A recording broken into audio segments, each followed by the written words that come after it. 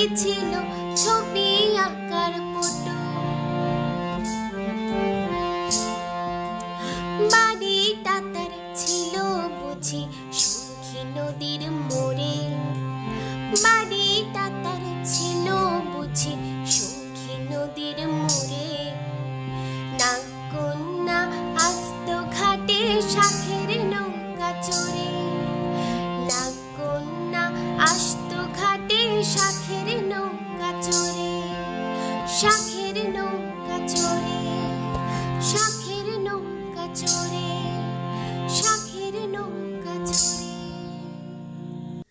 ছোট্ট বন্ধুরা, আজকে আমরা এই ভিডিওটি থেকে শিখতে পারলাম শাঁখ একটি সামুদ্রিক প্রাণী। এটি সাধারণত সমুদ্রের তলায় বসবাস করে। শাঁখের খোলসটি খুব শক্ত এবং এর ভিতরে একটি নরম দেহ থাকে। শাঁখের খোলস অনেক সুন্দর হয় এবং বিভিন্ন রঙের হয়। শাঁখ বাজানোর জন্য বিখ্যাত।